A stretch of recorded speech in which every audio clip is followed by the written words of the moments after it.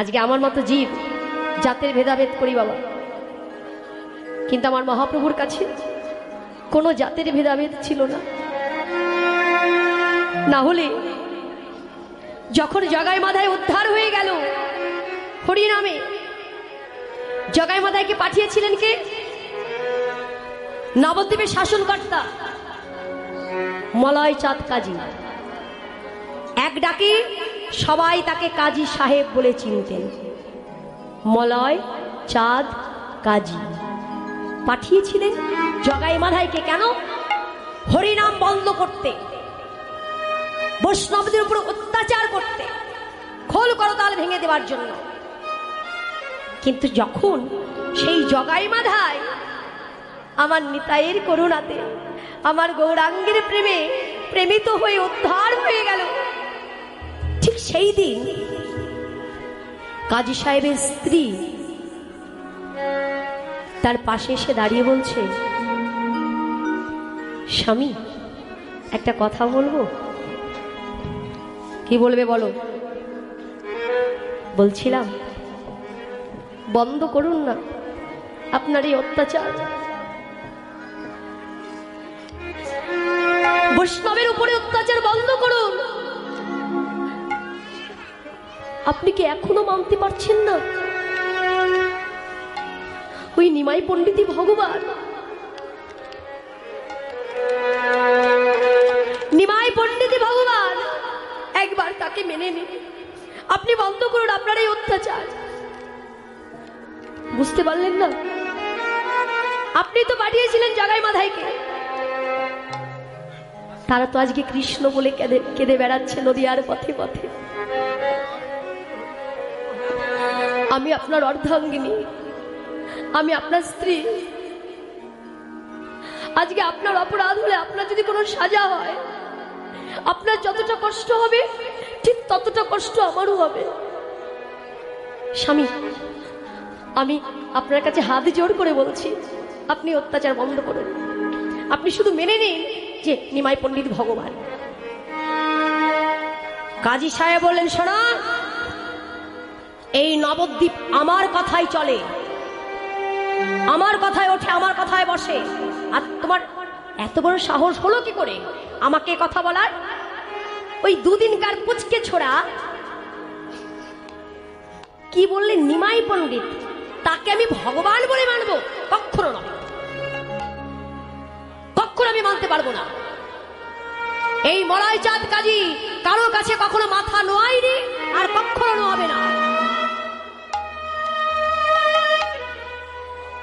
কাজী সাহেবের স্ত্রী বললেন, স্বামী আপনি কি ভাবছেন? আপনি যে অপরাধ করেছেন সেই অপরাধের সাজা কি আপনি পাবেন না? আসবে, নিমাই আসবে, অপেক্ষা করুন। ঠিক সময় মতো সে আপনার কাছে আসবে, আপনার অপরাধের সাজা দিতে, আপনার পাপের সাজা দিতে। এমনও তো হতে পারে আজকেই সে এলো আপনার কাছে। কি নিমাই আসবে আমার কাছে? আসতে দেব না। এই কে কোথায় আছিস? আমার ঘরের সমস্ত দরজা জানলা ভালো করে বন্ধ করে দে। নিমাই তো দূরের কথা, কোনো বৈষ্ণব যেন আমার ঘরে প্রবেশ করতে না পারে। সব দরজা জানলা বন্ধ হয়ে গেল। কাজী সাহেবের স্ত্রী যাবার পথে দূর থেকে বলে গেলেন, স্বামী আপনি সবাইকে আটকাতে পারলেও নিমাই পণ্ডিতকে আটকাতে পারবেন না, আসবেই সে। যখন স্ত্রী চলে গেলেন, মলয় চাঁদ কাজী দাঁড়িয়ে দাঁড়িয়ে মনে মনে বলে উঠলেন, আমি তো সেটাই চাই, আমিও তো দেখতে চাই ওই নিমাই কেমন ভগবান, দেখতে চাই আমি। শোনো নিমাই, সবাই বলে তুমি নাকি ভগবান।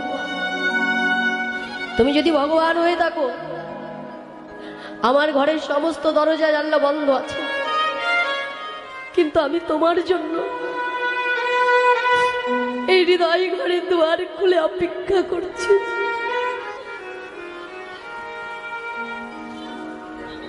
দেখবো তুমি কি করে বুঝতে পারো। রইলাম আমি তোমার প্রতীক্ষায়। হঠাৎ ঘরের দুয়ার খোলার শব্দ পেল, ঘরের দরজাটা খুলে গেল, সারা ঘর আলোতে পরিপূর্ণ হয়ে গেল। কাজী সাহেব বলছে, কে ওখানে, কে ওখানে? দূর থেকে মহাপ্রভু বললেন, কাজী সাহেব আমি। কে? গৌরহরি। তুমি আমার ঘরে কি করে এলে? নিমাই তুমি আমার ঘরে কি করে এলে? কাজী সাহেব কি করে এলাম তুমি দেখেছো, তাই তো আমি এসেছি। তুমি ঘরের সমস্ত দরজায় আল্লাহ বন্ধ করে দিয়েছো, কিন্তু আমার জন্য তোমার হৃদয় ঘরে দরজা খুলে যে তুমি আমার প্রতীক্ষা করছিলে। কাজী সাহেব, কোন ভক্ত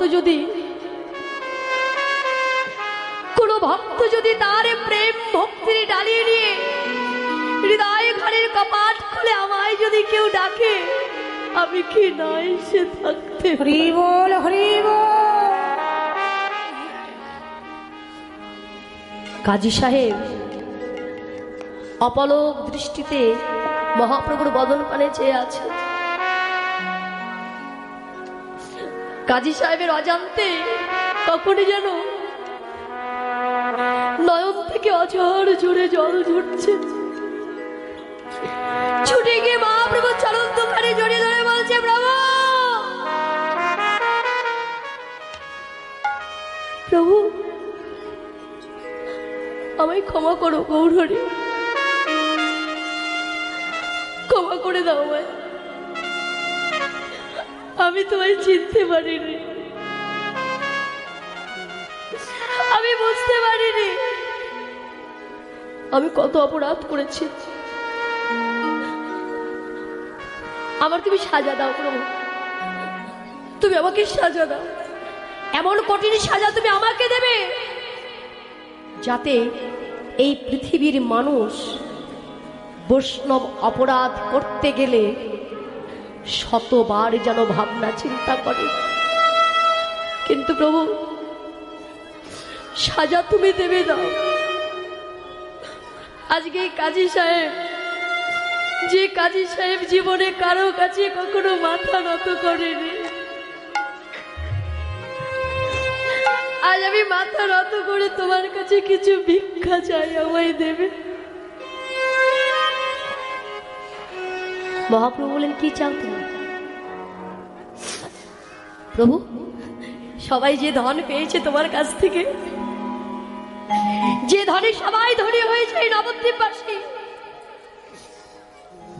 সেই ধন দেবে আমায়, আমায় তুমি কৃষ্ণ নামে দীক্ষা দেবে প্রভু। আমি যে কৃষ্ণ নামে দীক্ষিত হতে চাই।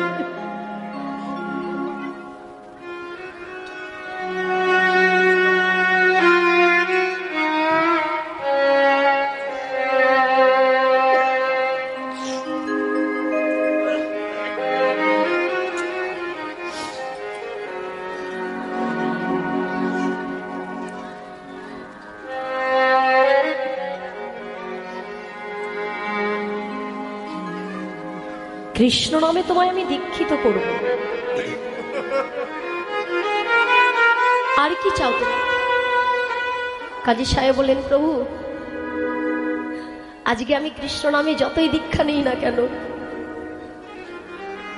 আমি বৈষ্ণবদের উপরে, হিন্দুদের উপরে এত অত্যাচার করেছি, এরা কেউ আমাকে মেনে নিতে পারবে না, কেউ আমাকে সম্মান দিতে পারবে না। আমি জানি আবার যদি কৃষ্ণ নামে দীক্ষিত হই, তাহলে মুসলমান জাতি আমাকে বিধর্মী বলবে। প্রভু ওরাও তো আমায় সম্মান করবে না।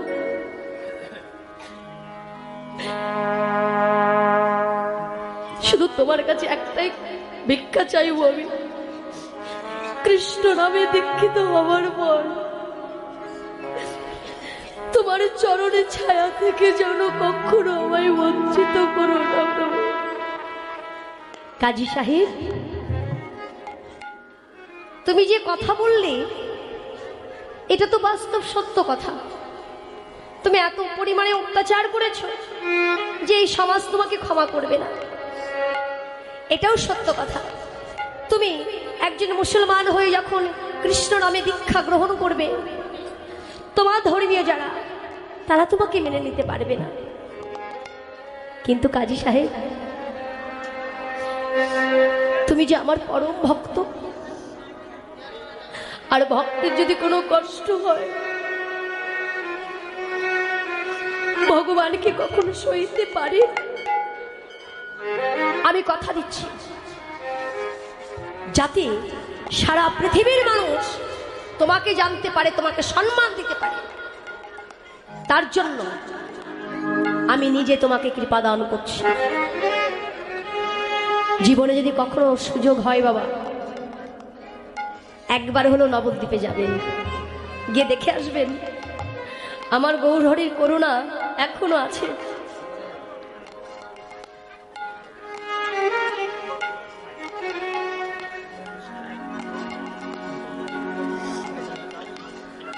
আমার গৌরাঙ্গের করুণা এখনো আছে। সেই কাজী সাহেবের সমাধি এখনো আছে, আর সেই সমাধির পাশে মহাপ্রভু নিজের হাতে একটা চাপা ফুল গাছ লাগিয়ে দিয়েছেন।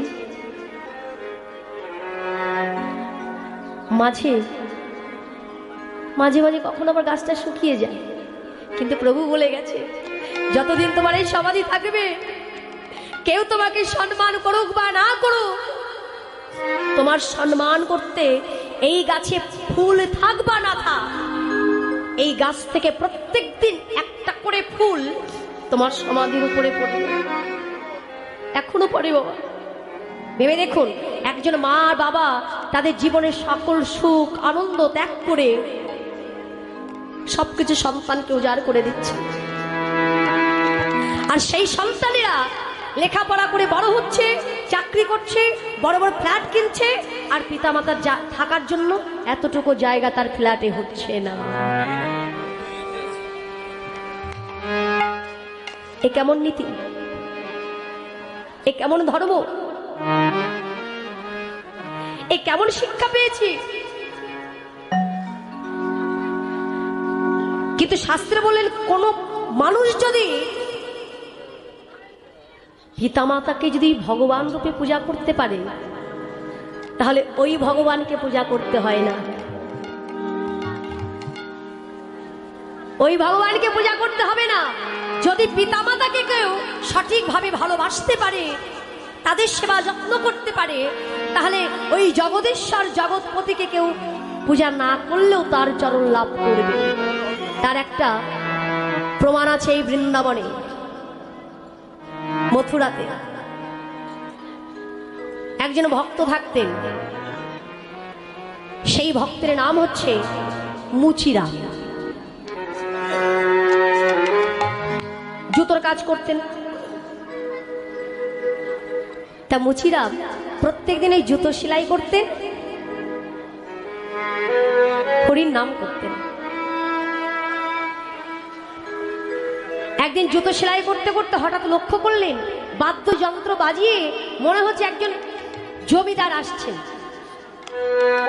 দূর থেকে লক্ষ্য করলেন ওই জমিদার তার স্ত্রীকে নিয়ে, সুন্দরী স্ত্রী, তার স্ত্রীকে নিয়ে রথের উপরে বসে আছেন। রথ আসছে, আর ওই রথের পাশ দিয়ে একজন বৃদ্ধ আর একজন বৃদ্ধা, স্বামী স্ত্রী দুজনা লাঠি ভর দিয়ে হাঁটতে হাঁটতে আসছে। এবার যেমন ওই মুচিরামের দোকানের সামনে এসে দাঁড়িয়েছে, রথের থেকে ওই জমিদার নেমে এসে মুচিরামকে বলছে, আমার না এই জুতোটা ছিঁড়ে গেছে, আপনি একটু সেলাই করে দেবেন? বলছে, কেন দেবো না, আমার যেটা কাজ আমি তো সেটা করব, আপনি এখানে রেখে দিন, আমি আপনার জুতোটা ভালো করে সেলাই করে দেবো। অনেকক্ষণ অপেক্ষা করছে। এর মধ্যে মুচিরাম জিজ্ঞাসা করে বসলেন, আপনি কোথায় যাচ্ছেন? ওই যে জমিদার উনি হচ্ছেন পুণ্ডরিক ব্রাহ্মণ, ওনার নামই হচ্ছে পুণ্ডরিক, উনি একজন ব্রাহ্মণ। বলছে আমার নাম হচ্ছে পুণ্ডরিক, আর ওই যে আমার পিতামাতা, আর ওই যে রথের উপরে যে বসে আছেন আমার স্ত্রী, আমার অর্ধাঙ্গিনী। বলছে আপনারা এত বাদ্যযন্ত্র বাজিয়ে কোথায় যাচ্ছেন? আমরা যাচ্ছি তীর্থ ভ্রমণ করতে, যাব কাশীতে, তারপরে যাব হরিদ্বারে, গঙ্গা স্নান করব, তারপরে ফিরব। এর মধ্যে জুতো সেলাই করা হয়ে গেছে। যখন জুতো সেলাই করা হয়ে গেছে, বলছে পুণ্ডরিক এই নিন ব্রাহ্মণ, আপনার জুতো সেলাই করা হয়ে গেছে। তা পুণ্ডরিক জিজ্ঞাসা করছে তাহলে আপনাকে কত দিতে হবে? মুচিরাম তখন বললেন, পুণ্ডরিক তুমি বয়সে আমার থেকে ছোট হবে, তাই আমি তোমার নাম ধরেই ডাকি। শোনো, আমাকে পয়সা দিতে হবে না, আমি তো জীবনে কখনো তীর্থ ভ্রমণ করতে পারবো না, আমার হয়ে একটা কাজ করে দেবে? বলুন না কি করতে হবে। তুমি যখন গঙ্গা স্নান করতে যাবে, এই নাও এই তামার পয়সাটা তুমি আমার হয়ে নিয়ে যাও, এই তামার পয়সাটা তুমি আমার হয়ে মা গঙ্গার জলে দিয়ে দিও। বেশ, তাই হবে। পুণ্ডরিক ব্রাহ্মণ চলে গেলেন, কাশীধাম ঘুরলো, হরিদ্বার ঘুরলো, সকল তীর্থ ভ্রমণ করে গঙ্গা স্নান করতে গিয়ে মনে কোনো শান্তি নেই। পুণ্ডরিকের মনে কোনো শান্তি নেই। এত তীর্থ ভ্রমণ করলেন, তীর্থ ভ্রমণ করতে গেলে মানুষের হৃদয়ে আনন্দের প্রফুল্ল উৎসব হয়, আনন্দে প্রফুল্লিত হয়ে ওঠে মানুষ। অথচ আজকে পুণ্ডরিক তীর্থ ভ্রমণ করতে গিয়ে যেন মনে হচ্ছে তার চারদিকে অশান্তি, কোনো কিছু ভালো লাগছে না। হঠাৎ মনে করলেন যে মুচিরাম তো একটা তামার পয়সা দিয়েছিলেন তার নামে গঙ্গায় ফেলতে, আচ্ছা ফেলে দিয়ে আসি। এবার ওই তামার পয়সাটা নিয়ে যখন ওই গঙ্গার জলে ফেলেছে প্রণাম করে, সঙ্গে সঙ্গে তামার পয়সাটা যাবার সাথে সাথে এক ছড়া সোনার বালা উঠে এসেছে। পুণ্ডরিক ব্রাহ্মণ চমকে উঠলেন, এটা কি হলো? ফেললাম তামার পয়সা আর উঠে এলো সোনার বালা, এ তো কোনো সাধারণ ব্যক্তি না। এক বিন্দু বিলম্ব না করে পিতামাতাকে নিয়ে, স্ত্রীকে নিয়ে সেই দিনই রওনা দিয়েছেন ওই মুচিরামের বাড়ির উদ্দেশ্যে। 6 মাস লেগে গেছে, আস্তে আস্তে হেঁটে গেছে, হেঁটে আসবে তো। তারপর বৃদ্ধ পিতামাতা রয়েছে। ঠিক ঘোর সন্ধ্যাবেলায় এসে দাঁড়িয়েছে পুণ্ডরিক ব্রাহ্মণ মুচিরামের বাড়িতে। তখন মুচিরাম ঘরের ভিতরে পিতামাতার চরণ সেবা করছে।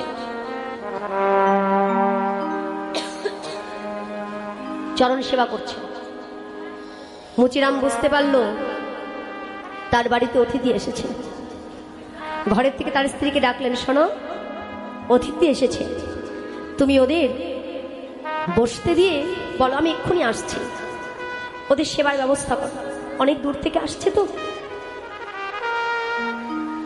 পিতামাতাকে শয়নে দিয়ে ঘর থেকে বেরিয়ে এসেছে।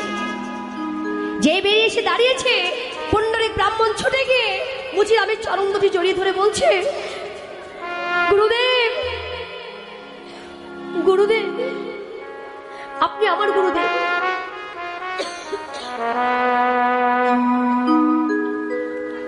আমি গুরুদেব? হ্যাঁ, আপনি আমার গুরুদেব। এ কি কথা বলছো? এটা কেমন কথা বলো? আমি মুচি, জুতো চামড়ার সেলাই করি, চামড়া টামড়া ঘাটাঘাটি করি, আমাকে থেকে সবাই ঘৃণা করে, তুমি আমাকে গুরু বলছো? ছি ছি ছি ছি, লোক সমাজ কি বলবে তোমার? গুরুদেব, আমি জানি না সমাজ কি বলবে, তবে আমার একটা কথা জানবার আছে। কে আপনি? আপনি কে? আপনি কোনো সাধারণ মানুষ হতে পারেন না। আপনি যদি সাধারণ মানুষই হবেন, তাহলে আপনার দেওয়া তামার পয়সা আমি গঙ্গার জলে ফেলতে না ফেলতে কেন আমার হাতে সোনার বালা উঠে এলো। বলছো এই কথা? পুণ্ডরীক, তোমায় একটা কথা বলি, বসো। তুমি যেটা জানতে চাইছো ওটা অত্যন্ত সহজ। সহজটা কি জানো? হৃদয়ে যদি প্রেম ভক্তি থাকে, ভক্তি ভরে কেউ যদি ঘরে বসে কাঠের গামলার মধ্যেও যদি মা গঙ্গাকে দর্শন করতে চায়, তাই দর্শন করতে পারবে। দেখবে তুমি, অপেক্ষা করো। একটা কাঠের গামলায় জল নিয়ে এসেছে মুচিরাম, নিয়ে এসে ওই জলের প্রতি লক্ষ্য করে হাত জোড় করে বলছে, মা, মা গো, তোমার এই সন্তান তো যেতে পারেনি তোমার কাছে, তাই তুমি তোমার ওই সন্তানকে একটা সোনার বালা দিয়েছো। মা গো, একটাই কেন দিলে? যদি দিতেই হয় তাহলে আরেকটি সোনার বালা দাও। এই বলে প্রণাম করে একটি তামার পাশে যখন ওই গামলার মধ্যে ফেলেছে, ওই গামলা থেকে আরেকটি লোহার বালা উঠে এসে সোনার বালা উঠে এসেছে। যেমনই আরেকটি সোনার বালা উঠে এসেছে, পুণ্ডরীক ব্রাহ্মণ বললেন, আপনি আমাকে দীক্ষা দিন। বলতে, দীক্ষা কেন? তুমি একজন ব্রাহ্মণ আর আমি হলাম মুচি, তোমার মনে এতটুকু সংশয় নেই যে আমার কাছ থেকে দীক্ষা নিলে সমাজ তোমাকে কি বলবে? বলছে, না, আমি কিচ্ছু চাই না, শুধু আপনি আমাকে বলে দিন আমি কিভাবে চলবো। পুণ্ডরীক, আজকে তোমার মনে শান্তি নেই কেন জানো? কেন তুমি এমন ভাবে আত্মস্মৃতি হারা হয়ে আছো? তার কারণ ওই যে মানুষ দুটি তুমি যাদের এত কষ্ট করে নিয়ে গেছো, যারা তোমাকে পৃথিবীর আলো দেখিয়েছে, যে পিতা মাতা, তুমি কি করেছো? তুমি একজন নারীর মোহে পড়ে সুন্দর স্ত্রী পেয়েছো বলে ওই বৃদ্ধ পিতা মাতার কথা তুমি ভুলে গেলে। পুণ্ডরীক, তোমার মতো ভক্ত কি করে মনে শান্তি পাবে তীর্থস্থান ভ্রমণ করে? যে রথে বসানো উচিত ছিল পিতা মাতাকে, আর তুমি কি করেছো? একটা কুলাঙ্গার সন্তানের মতো তোমার স্ত্রীকে নিয়ে তুমি রথের উপরে বসেছো, আর ওই বৃদ্ধ পিতা মাতাকে তুমি হাঁটিয়ে নিয়ে গেছো তীর্থ ভ্রমণে। আমি তোমাকে দীক্ষা দিতে পারি, তবে আমার কিছু কথা আছে, যদি শুনতে পারো তাহলে আমি তোমাকে দীক্ষা দেব। পুণ্ডরীক বললেন, গুরুদেব, আমি সব শুনব। আমি অন্যায় করেছি, অপরাধ করেছি, আমার পিতা মাতাকে আমি অনেক কষ্ট দিয়েছি, আমি আর দিতে চাই না। আপনি আমায় বলে দিন কোন পথ আশ্রয় করলে আমি আমার পিতা মাতার কাছে ক্ষমা পাবো, তাদের চরণে আশ্রয় নিতে পারবো, আমি জগদীশ্বর জগৎ হরির কাছে আমি আশ্রয় নিতে পারবো। কিচ্ছু করতে হবে না তোমায়, আমি তোমাকে বলবো না তোমার স্ত্রীকে তুমি ত্যাগ করো, তবে হ্যাঁ, শুধু একটা বছরের জন্য তোমার স্ত্রীকে তুমি পিতৃলয়ে রেখে এসো, তার পিতার লয়ে রেখে এসো। আর ওই 1 বছর ধরে আমি এটাও বলবো না তুমি সবকিছু ভুলে গিয়ে হরি সেবা করো। তুমি 1টা বছর ধরে শুধু তোমার পিতা মাতার চরণ সেবা করবে। কি করবে তো? গুরুদেব, আমি তাই করব। বাবা, মা, আমার মতো অপদার্থ সন্তানকে তোমরা আমাকে ক্ষমা করো। আমি বুঝতে পেরেছি এই জগতে তোমাদের চরণে ছাড়া আমার কাছে আর কিছু নাই। আজ থেকে আমার একই চিন্তা, একই ভাবনা থাকবে, আমার পিতামাতার চরণ সেবা। সেই দিন থেকে পুণ্ডরীক প্রত্যেক দিন ঘুম থেকে উঠে পিতামাতার চরণে প্রণাম করে তাদের চরণ ধৌত জল গ্রহণ না করে কোনো কাজ করেন না। তাদের স্নান করিয়ে দেওয়া, তাদের সেবা করিয়ে দেওয়া চলতে পারে না। তো এমন ভাবে পিতামাতার চরণ সেবা করেছে, এত ভক্তি এত প্রেম দিয়ে, যে সেই প্রেম ভক্তির মোহে পড়ে আমার পতিত পাবন, আমার প্রাণে গোবিন্দ সেও থাকতে পারেনি।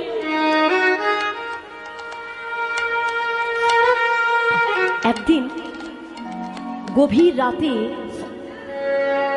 কে যেন পুণ্ডরীকের নাম ধরে ডাকছে, পুণ্ডরীক, ও পুণ্ডরীক, পুণ্ডরীক। পুণ্ডরীক তাড়াতাড়ি করে চমকে উঠেছে, কে এই ঘুমের ঘোড়া আমাকে কে ডাকছে এত রাত্রে? তাড়াতাড়ি করে ঘরে দুয়ার খুলেছি, চারিদিকে লক্ষ্য করলেন, কই কেউ তো কোথাও নেই। আবার শুনতে পেল ডাকছে, পুণ্ডরীক, ও পুণ্ডরীক। হঠাৎ লক্ষ্য করলেন গোশালার ভিতর থেকে কেউ যেন একজন ডাকছে। ধীরে ধীরে যখন এগিয়ে গেছে, দেখছে সারা গোশালা আলোকিত হয়ে আছে। তাকিয়ে দেখলেন ছোট্ট মদন মোহন দাঁড়িয়ে দাঁড়িয়ে ডাকছে, পুণ্ডরীক, ও পুণ্ডরীক। মদন মোহনকে দেখে পুণ্ডরীক বলছে, প্রভু তুমি আমায় ডাকছো?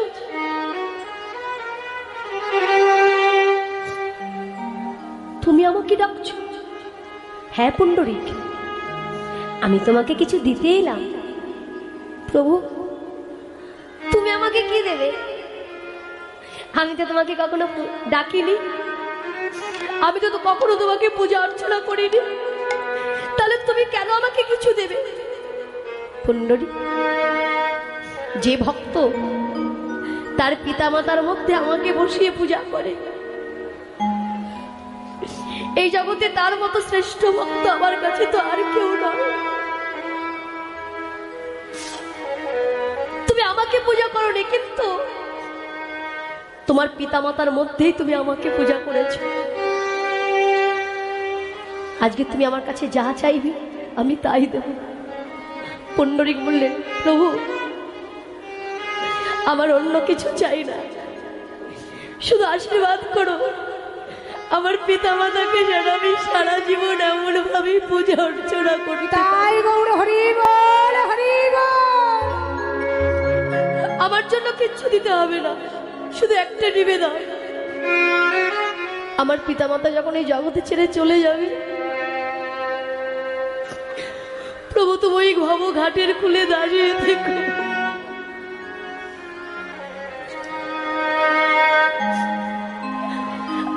তুমি কৃপা করে আমায় কিছু দাও বা না দাও, শেষের দিনে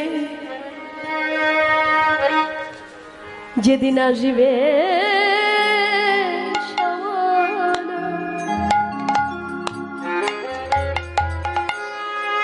করিবে দমন,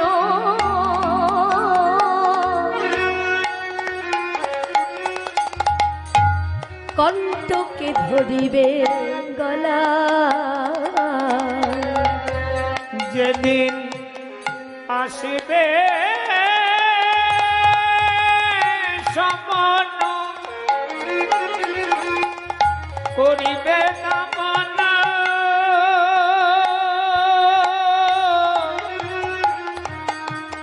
কণ্ঠকে ভরিবে গলা, যেদিন আসিবে সমন করিবে দমন,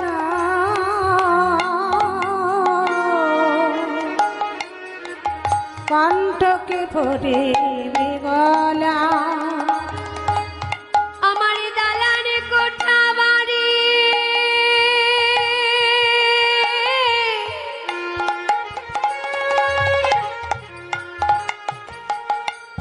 সবই রবে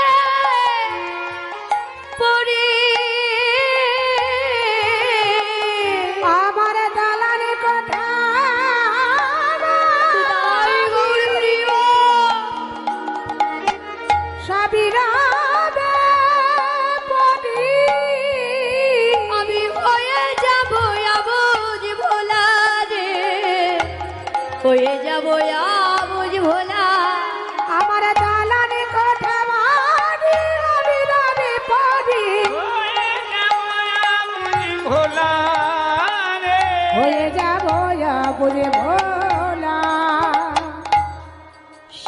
পালাবার তো কোনো পথ রবে না। প্রভু সেদিন পালাবারে তো কোনো পথে রবে না। সেদিন পালাবার তো কোন পথ রবে না। আমায় একা একা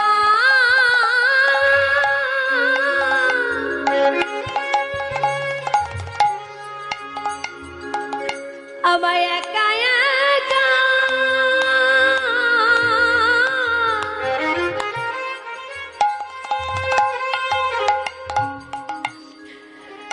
একা চলে যেতে হবে।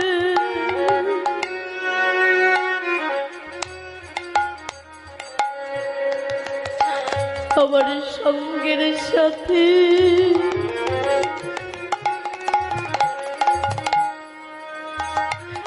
ভবে কেউ হবে না। সেদিন আমার একা একা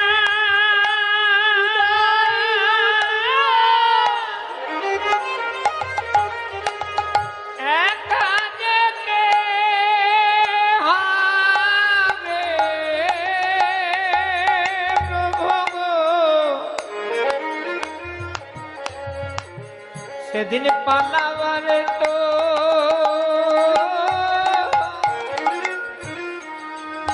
কোনো পথে রবে না।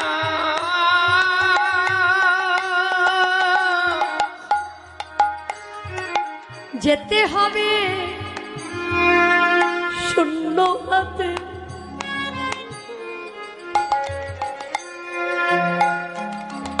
ওই আধার রাতে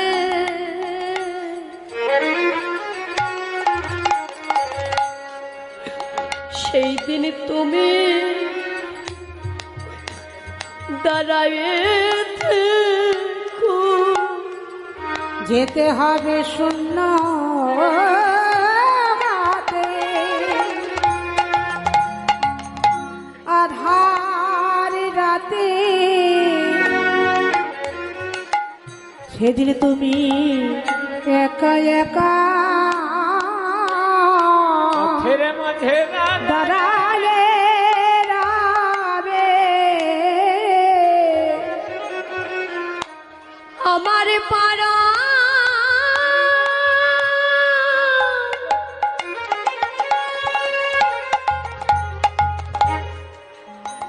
আমার পাড়া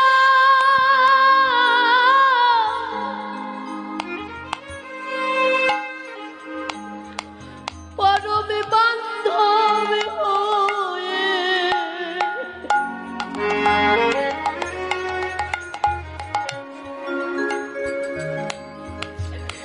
সেদিন তোমার সঙ্গ ছাড়া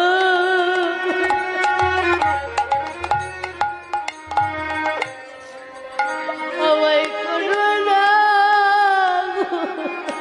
যেদিন আমার গোনা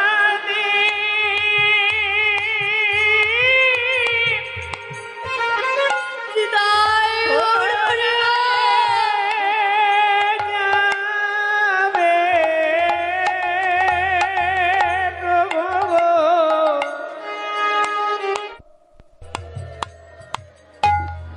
নদিয়ার রাজপথ আলোকিত করে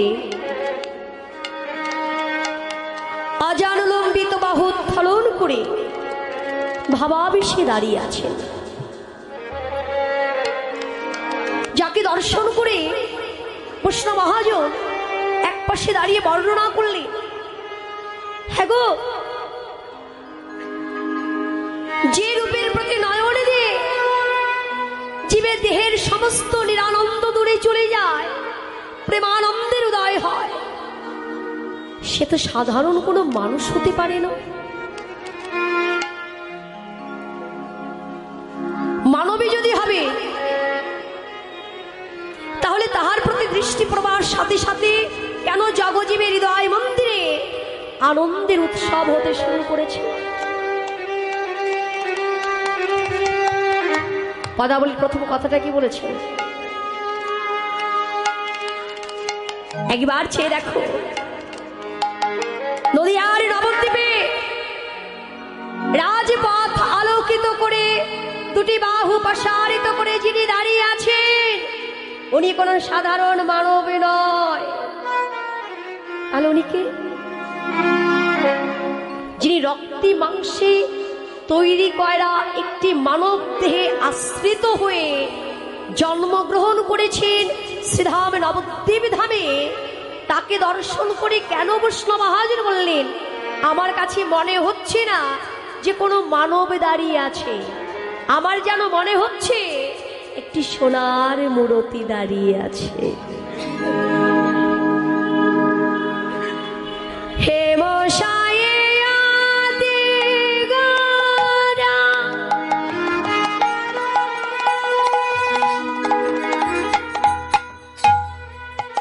সমধুর হাসধরা,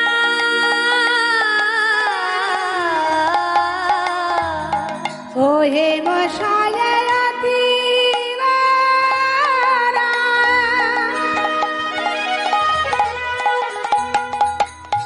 সুমধুর হাসধরা, জগজন নয়ন, দেখো নয়ন আনন্দ, ও জগজন নয়ন নয়ন আনন্দ, ওগো আনন্দ আর ধরে না গো,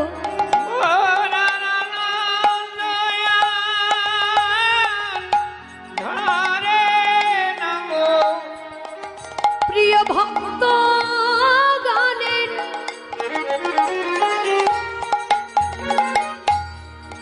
হৃদি মন্দিরে আজ আনন্দ ধরে না গো। প্রিয় ভক্ত হৃদি মন্দিরে আমার গোরা রূপ দর্শন করে, ভক্ত গণের হৃদি মন্দিরে, আমার গৌরী বদনে দর্শন করে, প্রিয় ভক্ত গণের হৃদি মন্দিরে, গৌরী বাদন দর্শন করে, ভক্ত বদনে দর্শন করে, ভক্ত গণের আমার আমার গোরা চাঁদে আনন্দ আনন্দে নাগো।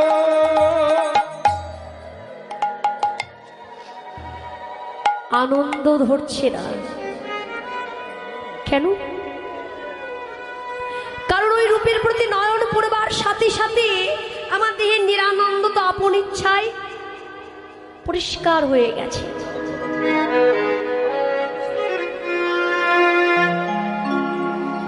প্রেমানন্দের উদয় হয়েছে, যেখানে প্রেমও আছে আনন্দ আছে।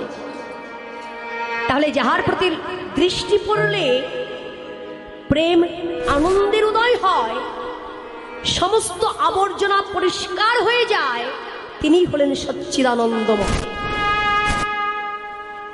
তাকে এই প্রাকৃত জগতের সোনার সঙ্গে তুলনা করা যাবে না। আমরাই তো বলি না যে হেম মানে, হেম শব্দের অর্থ সোনা। তাহলে সোনাকে কখন হেম বলা হয়? সারা পৃথিবীতে প্রত্যেকটি মানুষের কাছে কম বেশি সোনা থাকে না?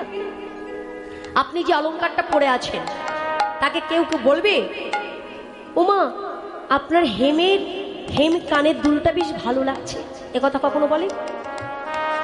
প্রথম কথাই বলে, মা আপনার সোনার দুলটা বেশ ভালো হয়েছে তো। সোনা বলে, হেম কিন্তু সবসময় বলা হয় না। তাহলে পরিষ্কার ভাবে সরাসরি আমি সোনাকে হেম বলতে পারছি না। যে হেমের সঙ্গে আমার গোড়ারূপকে তুলনা করা হয়েছে, হেমটা কখন হয়? যখন কাঁচা সোনা আগুনে পোড়ানো হয়।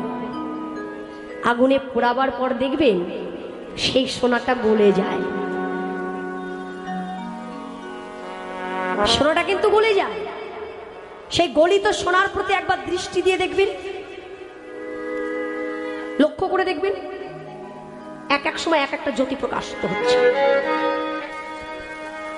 সচ্চিদানন্দময় গৌর সুন্দর, তাহার প্রতি যদি কেউ একবার দৃষ্টি দিতে পেরেছে, সেও দেখতে পেরেছে। কারণ আমার প্রভুর মধ্যে একটি নয়, একদিকে বলছে 6টি অলৌকিক শক্তি, অপরদিকে বললেন তার পাশে তো রয়েছে অষ্টসিদ্ধি। তাহলে 6টি অলৌকিক শক্তি কি আর অষ্টসিদ্ধিটাকে বলেন? অষ্টসিদ্ধি কি কি? অনিমা, মহিমা, লঘিমা, গরিমা, প্রাপ্তি, প্রাকাম্য, হিসিতা, কামবশয়িতা। এটা হচ্ছে অষ্টসিদ্ধি। তাহলে অলৌকিক শক্তির কথা বললেন 6টি, সেই 6টি শক্তি কি কি? শাস্ত্রে বললেন ঐশ্বর্যস্য সমগ্রস্য বৃজ্যস্য যশস্য শ্রিয় জ্ঞান বৈরাগ্যশ্চৈব সন্নাং ভগৈতিঙ্গনা। অর্থাৎ যার মধ্যে ঐশ্বর্য, সৌন্দর্য, যশ, বীর্য, জ্ঞান, বৈরাগ্য, এই 6টি অলৌকিক শক্তি যাহার মধ্যে পরিপূর্ণ, তিনি হলেন অচিন্তময়। আর তিনি অন্য কেউ নন, সেই জগন্নাথ মিশ্রের সন্তান, শচী দেবীর বড় আদরের পুত্র, আমাদের সকলের মন মহাপ্রভু শ্রীকৃষ্ণ চৈতন্য মহাপ্রভু। তাই গৌরে হরি বল।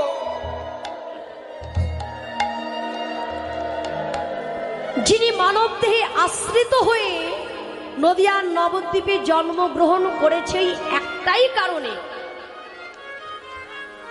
যে কারণটার কথা আমরা সবাই জানি, কিন্তু বৈষ্ণব মহাজন বললেন একটাই কারণ নয়, কারণ হচ্ছে 2টি।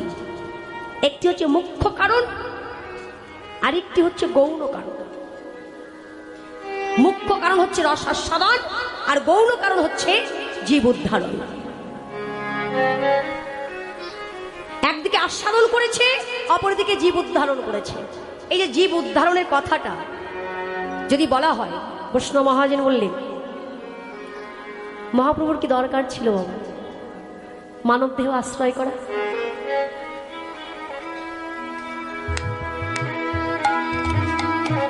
কোনো দরকার ছিল কি? আজকে সারা বিশ্বে তার নাম নিয়ে আমরা সনাতন ধর্মীয় যারা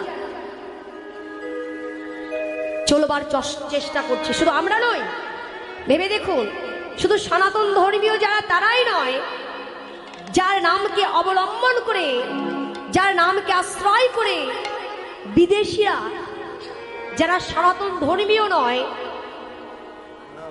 তারাও কিন্তু এই ধর্মে যোগ দিয়েছে। তাহলে যার নাম নিয়ে আমরা চলবার চেষ্টা করছি, চলতে কতটুকু পারছি জানি না, আমরা বলাটা ভুল হবে।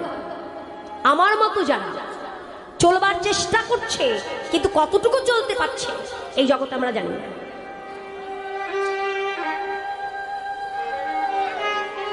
কিন্তু বৈষ্ণব মহাজন বললেন যিনি সারৈশ্বর্য পরিপূর্ণ ভগবান, আজকে যার নাম নিয়ে আমরা এত হইচই করছি, এত আন্দোলন করছি, একবারও কি শুদ্ধ ভক্তির দ্বারা, প্রেমের দ্বারা তাকে জানবার চেষ্টা করেছি? আমরা যতই নাম করি না কেন বাবা, অপরাধ নেবেন না, যতই নামকে আশ্রয় করি না কেন, আমাদের ভিতরে দ্বন্দ্বটা এখনো যায়নি। গেছে ভেদাভেদের ব্যাপারটা, অহংকার, এই যে আত্মসুখ, কামনা, বাসনা, লালসা, জীবের লালসা জীবনেও যাবে না। আমার মতো জীবের লালসা জীবনেও যাবে না, যাবে না বলে আজকে আমার মতো জীবের দশাটা এমন হয়েছে। আমার মহাপ্রভুর কোনো দরকার ছিল না, আমার যে তিনি মানবদেহ আশ্রয় করে নবদ্বীপে আসবেন, তথাপিও এসেছেন কেন?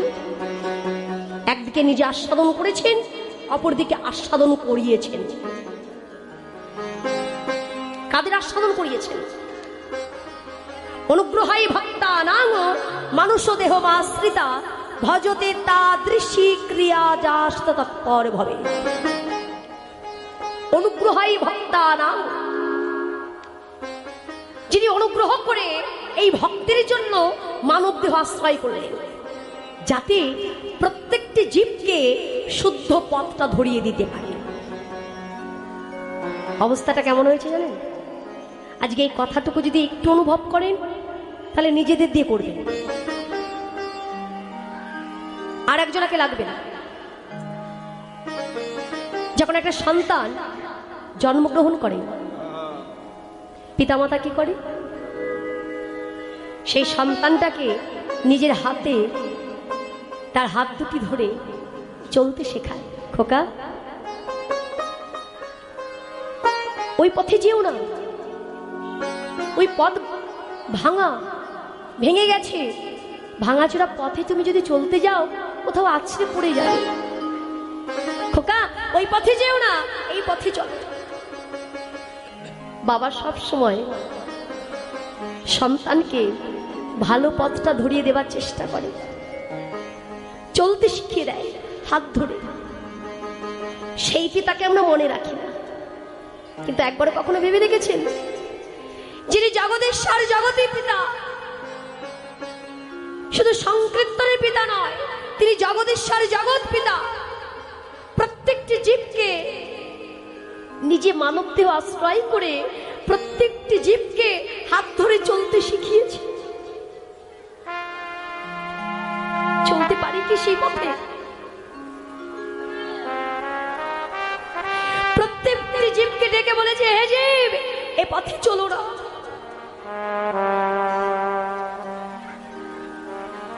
শুদ্ধ পথটাকে আশ্রয় করো। অথচ আমার মতো জীব, তার প্রতি কোনো লক্ষ্য নেই। লক্ষ্য থাকবে কি করে? আত্ম সুখের যে ডুবে আছি, বিষয়কে আঁকড়ে ধরে আমার আমার করতে করতে আমি ভুলে গেছি যে আমি কে, কি আমার পরিচয়। নিজের পরিচয় জানি না, নিজের ঐতিহ্য কি জানি না, আমি কোথায় ছিলাম সেটা জানি না, কোথায় এসেছি বুঝতে পারছি না, আবার কোথায় যাব সেটাও আমি ভুলে বসে আছি। আর অথচ আমি আমার আমার করে যাচ্ছি।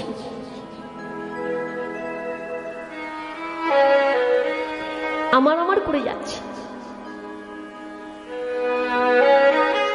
তাহলে আমি কষ্ট পাবো না, দুঃখ পাবো না, কি আর একজনা পাবে? আমার জগদীশ্বর জগৎ পিতা, তিনি জগৎ সংসারে এসে প্রত্যেকটি জীবকে শিক্ষা প্রদান করে গেছে, কিন্তু তার শিক্ষায় আমার মতো জীব এখনো শিক্ষিত হতে পারে না, যার জন্য এত দুঃখ, এত দ্বন্দ্ব, এত যন্ত্রণা। কিন্তু বৈষ্ণব মহাজন বললেন, এটা তো পূর্ব থেকে নির্ধারিত হয়েছিল যে কলিযুগের অবস্থাটা এমনই হবে, এমনই হবে। নাহলে সত্যযুগের মানুষের পরমায়ু ছিল 1 লক্ষ বছর, ত্রেতা যুগ এলো 1 লক্ষ থেকে একটা বিন্দু বাদ হয়ে গেল, 10,000 বছর দাঁড়ালো। ত্রেতা যুগ শেষ হলো, দাপর যুগ এলো। যেই দাপর যুগ পড়লো অমনি ওই 10,000 থেকে আর একটা বিন্দু বাদ হয়ে গেল, দাঁড়ালো কত? 1,000। 1,000 বৎসর দাপর যুগের মানুষের পরমায়ু ছিল। যেই দাপর যুগ শেষ করে কলিযুগ নেমে এলো, ওই 1,000 থেকে আর একটা বিন্দু বাদ হয়ে গেল, দাঁড়ালো কত? 100। সবাই বুকে হাত দিয়ে বলুন তো, পৃথিবীতে মানুষ কি সবাই 100 বছর বাঁচতে পারে? পারে না তো। কেন পারে না? এইটুকু তো সময় দিয়েছিল, সেই সময়টুকু ধরে রাখতে পারছি না।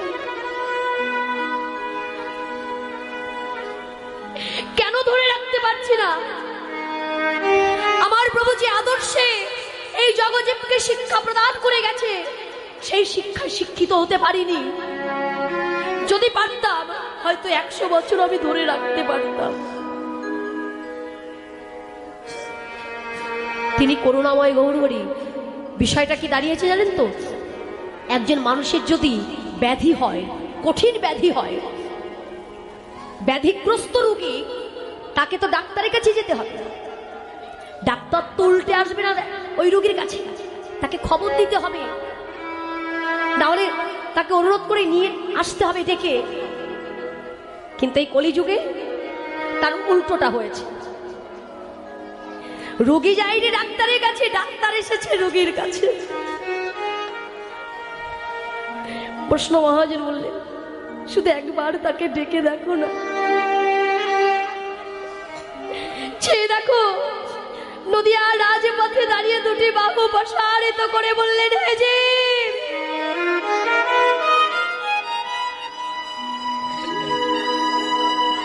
আমি ভগবান নই, নই আমি ভগবান। আমি চাই না তোমরা আমাকে ভগবান রূপে পূজা করো, আমি চাই না তোমরা আমাকে ভগবান রূপে ভালোবাসো। আমি শুধু চাই তোমরা কৃষ্ণ নামকে ভালোবাসো, হরি নামকে ভালোবাসো।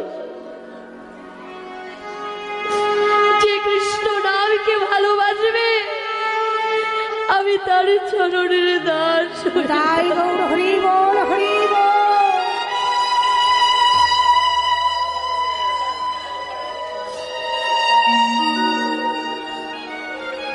দাস হয়ে থাকবো, শুধু কৃষ্ণ নামকে ভালোবাসো। যে নামের দ্বারা বিশ্ববাসীকে উদ্ধার করলেন, তার করুণা থেকে কেউ কখনো বঞ্চিত হয়নি বাবা। না হিন্দু, না মুসলমান, না জীব, না জন্তু, বৃক্ষ তরুলতা, কীট পতঙ্গ, পশু পক্ষী কেউ বঞ্চিত হয়নি। যার মুখে ছোটবেলা থেকে ভাগবত পাঠ শুনতে শুনতে বড় হয়েছে, আজকে 4 বছর হয়ে গেল বাবা, তিনি এই জগৎ ছেড়ে চলে গেছেন। কিন্তু একটা স্থান আমাকে দিয়ে গেছেন, যে স্থানে দাঁড়িয়ে হাজার হাজার লক্ষ লক্ষ কৃষ্ণ ভক্ত বাবাদের আশীর্বাদ পাবার একটা স্থান আমার দিয়ে গেছেন। তাই ভগবানের কাছে প্রার্থনা করি, আমার এই কৃষ্ণ ভক্ত বাবাদের হৃদয়ে কৃষ্ণ ভক্তি যেন যুগ যুগ ধরে এমনভাবেই পরিপূর্ণ থাকে, কখনো যেন অপূর্ণতা না হয়। আর এই ভক্তি নিয়ে যেন অন্তিমকালে রাধা গোবিন্দের যুগল চত্বরিতে পার হয়ে চলে যেতে পারে। হরি বল, হরি বল।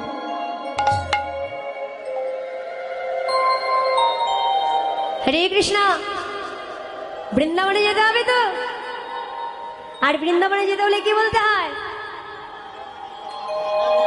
রাধে রাধে বলতে হয়। সবাই বলবেন তো আমার সঙ্গে রাধে রাধে। সবাই মিলে বলুন জয় শ্রী রাধে।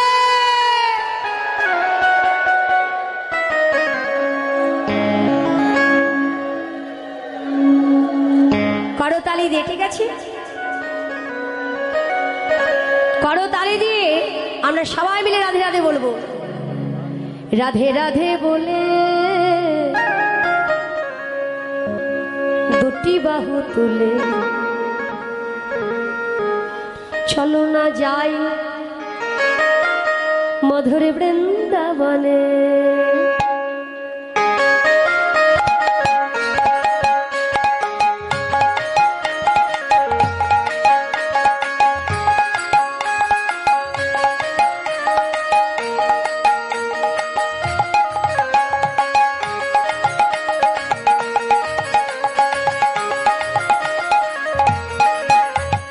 রাধে রাধে বলে দুটি বাহু তুলে চলো না যাই মধুর বৃন্দাবনে।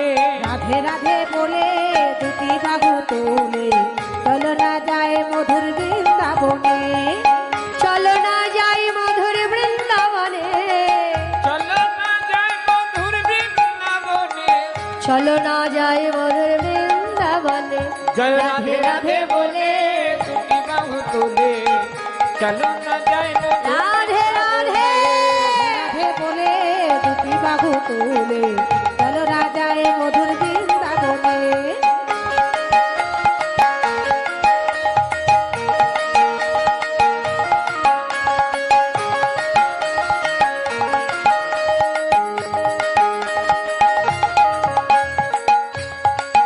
সেখানে কি কি আছে বলুন তো?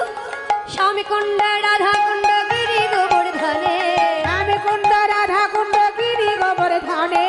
রামকুণ্ড রাধা কুণ্ড গিরি গোবর্ধনে স্বামী কুণ্ড, রাধা কুণ্ড, গিরি গোবর্ধনে। রামে কুণ্ড রাধা কুণ্ড গিরি গোবর্ধনে। কৃষিঘাট বংশী বটে নিকুঞ্জ কাননে। জয় রাধে রাধে বলে বলো ধরে চলো না যায় মধুর বৃন্দাবনে। রাধে রাধে বলে দুটি বাহু তুলে চলো না যায় মধুর বৃন্দাবনে।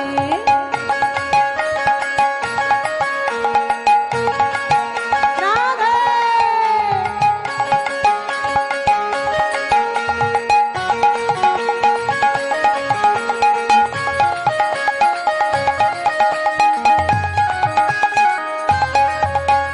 ললিতা বিশাখায় আদি যত সখী গণে। ললিতা বিশাখায় আদি যত সখী গণে।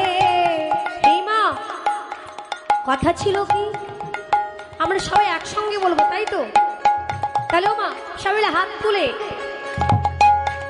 আমি আগে বলবো, আপনারা পরে বলবেন, ঠিক আছে? শুধু মায়েরা নয়, বাবা দাদা ভাইরা যারা আছেন সবাই মিলে হাতটা আর একটু তুলতে হবে। রাধে রাধে এবার আমি আগে বলি, আপনারা পরে বলবেন, ঠিক আছে? সবাই হাত তোলেনি। ললিতা বিশাখায় আদি যত সখী গণে। ও ললিতা বিশাখায় আদি যত সখী গণে। শুনতে পেলাম না, যেমন তালটা হচ্ছে ঠিক এই একই তালে হবে। ললিতা বিশাখায় আদি যত সখী গণে। ললিতা বিশাখায় আদি যত সখী গণে। মধুর মধুর বংশী বাজে এই তো বৃন্দাবনে। জয় রাধে রাধে বলে দুটি বাহু তুলে রাধে চলো না যায় মধুর বৃন্দাবনে। রাধে বলে দুটি বাহু তুলে চলো না যায় মধুর বৃন্দাবনে।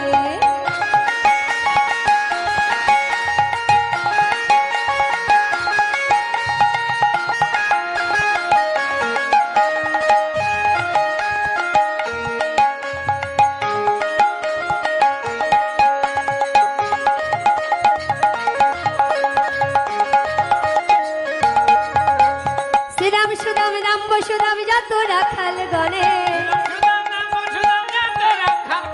শ্রীরাম সুদাম দাম্ব সুদাম যত রাখাল গণে। শ্রীরাম সুদাম নাম সুদাম যত রাখাল গণে। শ্রীরাম সুদাম দাম্ব সুদাম যত রাখাল গণে।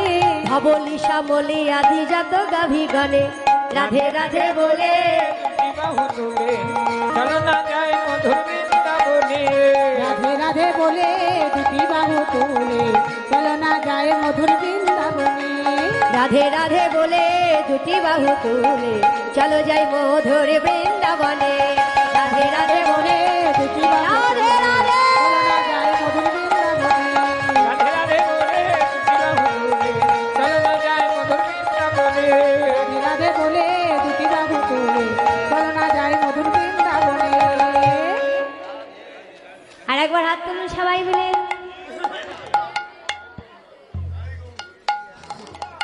সবাই তুলেছে তো বাবা, কথা বলার জায়গায় দিচ্ছে না। সবাই মিলে বলুন রাধা রানী কি, প্রেম সে বলুন রাধা রানী কি, জয় গিরিধারী লাল কি, জয় রাজ বিহারী কি, জয় বৃন্দাবন ধাম কি, জয় মদন মোহন কি, জয় ব্রজবাসী গান কি, জয় এই গ্রামবাসী ভক্ত মন্ডলী কি, জয় জগন্নাথ দেব মন্দির কি, জয় প্রভু জগন্নাথ দেব কি, জয় বলভদ্র কি, জয় দেবী সুভদ্রা কি, জয় সকল ভক্ত মন্ডলী কি, জয় জয় রাধেশ্যাম। জয় রাধেশ্যাম।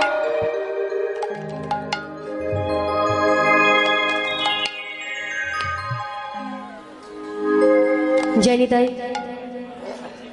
হরে কৃষ্ণ।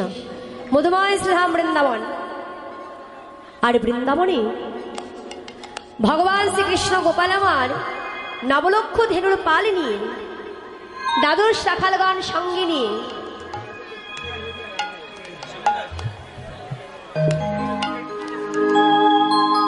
পিতার পিতৃবস্তু সঙ্গে নিয়ে গোচরণে গমন করেছেন। গোচরণে যাবার পথে গোল ঘোষের বাড়ির সামনে দিয়ে একজনের বদন দর্শন করবার জন্য ভগবান শ্রীকৃষ্ণ চলেছেন। আচ্ছা বাবা, এই যে গোল ঘোষকে চেনেন আপনারা? কখনো শুনেছেন এরা নাম? এর নাম কখনো শুনেছেন? গোল ঘোষ। একটা কথা জিজ্ঞাসা করব, আপনারা তো সব জায়গায় কীর্তন শুনতে যান, বলুন তো দেখি রাধা রানীর শ্বশুর মশাইয়ের নামটা কি? আমরা সব সময় জটিলা কুটিলার কথা বলি, আয়ানের কথা বলি, রাধা রানীর পিতামাতার কথা বলা হয়, নন্দ মহারাজের কথা বলা হয়, মা যশোমতীর কথা সকলেই জানে, কিন্তু এই জটিলার বাবাকে, কুটিলার বাবাকে, জটিলার স্বামীর নামটা কি? জটিলার স্বামীর নাম হচ্ছে গোল ঘোষ। কি ঘোষ? গোল ঘোষ। গোল ঘোষ হচ্ছেন রাধারানীর শ্বশুর মশাই। তাই ওই পথে যাবার সময় রাধারানীর নয়নে নয়নে মিলন হয়ে রাধারানীকে ইশারা ইঙ্গিতে জানিয়ে গেলেন, রাধি তুমি জবা কুসুম বনে যেও, সেখানে গেলে আমার তোমার সঙ্গে সাক্ষাৎ হবে। রাধে রাধে। ভগবান শ্রীকৃষ্ণ চলে গেলেন। আজকে শ্রীমতী রাধারানী আমার অষ্টসখী পরিবেষ্টিতা হয়ে বললেন, ললিতা রে, আমার প্রাণ বল্লভ, আমার প্রাণনাথ চলে গেল, চলে গেল আমার প্রাণ বল্লভ গোচারণে। আর আমি এমন ঘরে বসত করি যে ঘরে আমার কৃষ্ণ কথা কইতে মানা, যে ঘরে আমার কৃষ্ণ বলে ডাকতে মানা, যে ঘরে আমার কালো মেঘের পানে চাইতে মানা,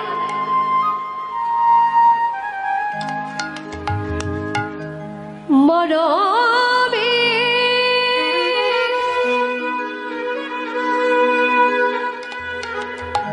প্রাকৃত জগতে যদি কোনো ঘরে আগুন লেগে যায়,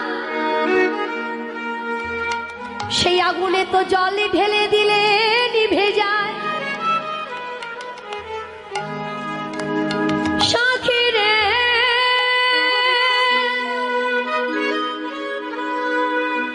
যদি কোনো কৃষ্ণ ভক্তের হৃদয় ঘরে কৃষ্ণ বিরহ আনালে জ্বলে ওঠে, সেই অনলে তো সহজে নেভে না। ললিতা রে, আমার বধূ চলে গেল। বৈষ্ণব মহারাজ বলে, আমার একটা প্রশ্ন আছে। প্রশ্নটা এটাই রাধে, ভগবান শ্রীকৃষ্ণ যখন গোচারণে যায়, বাবা নন্দালয় থেকে গোচারণে যাবার পথ কি আরে নাই? ওই গোল ঘোষের বাড়ির সামনে দিয়ে যাবট গ্রামের মধ্য দিয়ে যেতে হবে, আর কোনো পথ নেই। বলছে একদিকে জীব শিক্ষা, অপরদিকে ভগবানের লীলা। একদিকে লীলা, একদিকে জীব শিক্ষা। ভগবান শ্রীকৃষ্ণ ঘর থেকে পিতামাতার চরণে প্রণাম করে এসেছেন। এই যে একটা শিক্ষা, যে কোনো জীব যদি কোনো কাজের জন্য, কোনো কর্মসূত্রে ঘর থেকে বাহির হয়, আর ঠিক বাহির হবার পূর্বে যদি কেউ পিতামাতার চরণে প্রণাম করে পথের মাঝে যদি গুরুদেবের চরণাশ্রয় হয়ে যায়, তাহলে তার জীবনের কোনো বাধা বিঘ্ন তার কর্মসূত্রে এসে দাঁড়াবে না। আর এই এই যে প্রণাম করাটা, মাথা নত করে হাত জোর করে প্রণাম করা, এই প্রণাম করা এখনকার বর্তমানে আছে বাবা? আছে কি?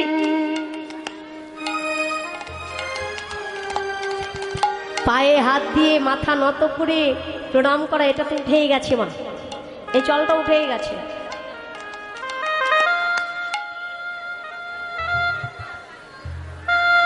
অথচ দেখুন প্রাকৃত জগতে ছেলে মেয়েরা যদি একটু দুষ্টুমি করে, বাবা মা বলে আমার ছেলে মেয়ের মানুষ হলো না। দেখবেন এটা যেটা যেটা বাস্তব ঘটনা, আমি সেটাই বলছি।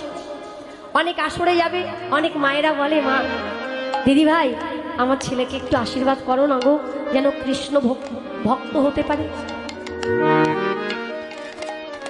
কেন মায়ের এই আত্মবিশ্বাসটা থাকছে না কেন যে আমার ছেলে কৃষ্ণ ভক্ত হবে? মা এবং বাবা দুজনের কেন এই আত্মবিশ্বাসটা হারিয়ে যাচ্ছে? হারাবে না কেন? হারাবে না কেন? মনে রাখবেন, আজকে যদি ছেলে মেয়েরা কোনো দুষ্টুমি করে,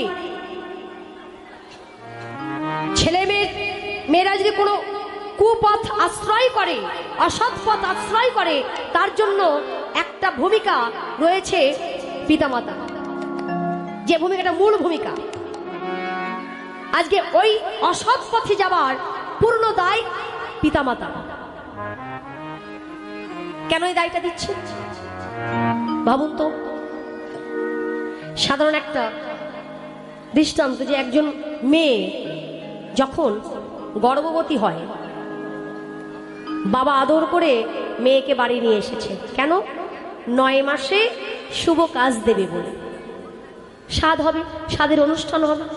তা বাড়িতে নিয়ে এসে আগামীকাল সাধের অনুষ্ঠান, আজকে মেয়েকে পাশে বসিয়ে নিয়ে বলছে, হ্যাঁ রে মা তোর কি খেতে ইচ্ছে করছে বল, তুই আমার একমাত্র সন্তান, আর তুই প্রথম সন্তান সম্ভব বাবা, তো তুই আজকে যা খেতে চাইবি তা যেন কালকে তাই তাই রান্না হবে। এবার মেয়ে বলছে, বড় আদর করে বলছে, বাবা আমার না কদিন ধরেই না খাসির মাংস খেতে ইচ্ছে করছে, আর তার সঙ্গে যদি একটু চিংড়ি মাছের মালাইকারি হয়। আমার গর্ভে সন্তান, আর বাবার কাছে আমি খেতে চাইছি, বাবা আমাকে খাসির মাংস খাও, তাহলে আমার পেটের থেকে কি ছাগল হবে নাকি কৃষ্ণ ভক্ত হবে? আমার সন্তান রয়েছে গর্ভে, আর আমি বাবাকে বলছি, বাবা আমি যেন আমার না চিংড়ি মাছের মালাইকারি খেতে ইচ্ছে করছে, তাহলে আমার ছেলে লাফিয়ে বেড়াবে নাকি আর একজনের ছেলে লাফিয়ে বেড়াবে?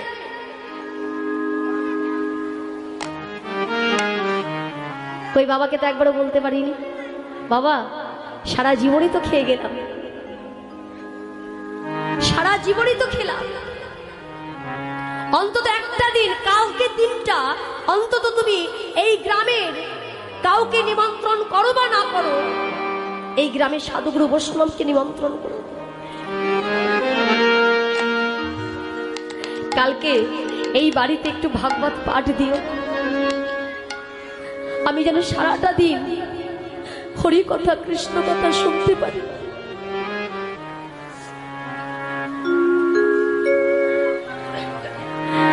কালকে যেন আমি সকল বৈষ্ণবদের প্রসাদ নিতে পারি, আমার জন্য না হোক, অন্তত আমার সন্তানই যেন সাধুগুরু বৈষ্ণবের কৃপায় তাদের প্রসাদ পেয়ে হরি কথা শুনতে শুনতে যেন এই জগতে আসতে পারে।